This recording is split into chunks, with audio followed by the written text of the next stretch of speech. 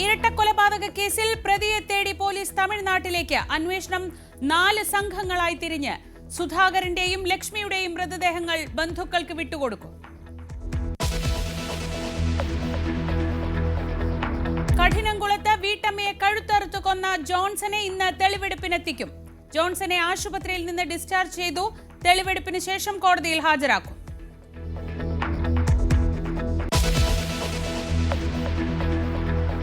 പ്രിയങ്ക ഗാന്ധി ഇന്ന് വയനാട്ടിൽ കടുവ ആക്രമിച്ചു കൊന്ന രാധയുടെ വീട് സന്ദർശിക്കും.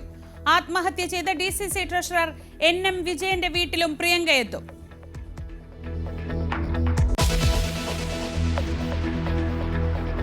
പാലക്കാട് ബ്രൂവറി വിഷയത്തിൽ CPIയുടെ നിലപാട് മാറ്റം സർക്കാരിന് കടുത്ത പ്രതിസന്ധിയാകുന്നു. ബ്രൂവറിയിൽ നിന്ന് പിന്മാറാൻ മുന്നണിയിൽ ആവശ്യപ്പെടും.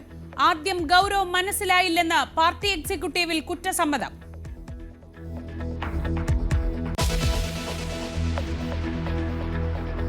വിഴിഞ്ഞം 2ാം ഘട്ടത്തിനുള്ള പാരിസ്ഥിതികാനുമതി ഉടൻ ഉണ്ടാകുമെന്ന പ്രതീക്ഷയിൽ കേരളം.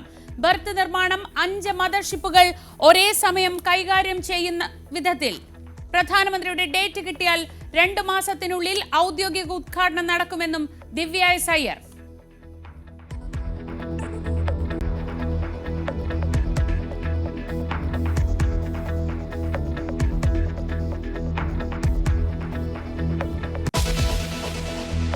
മാള ഹോളി ഗ്രേസ് കോളേജിൽ വിദ്യാർത്ഥി സംഘർഷം.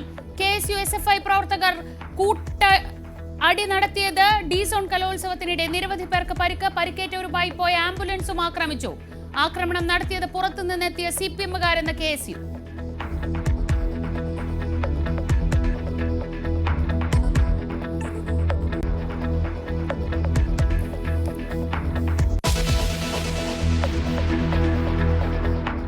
നടിയുടെ പരാതിയിൽ സംവിധായകൻ സനൽകുമാർ ശശിധരനെതിരെ കേസ്. നടപടി സ്ത്രീത്വത്തെ അപമാനിച്ചെന്ന കുറ്റം ചുമത്തി. സനൽകുമാറിനെതിരെ കേസ് എടുക്കുന്നത് 2ാം തവണ.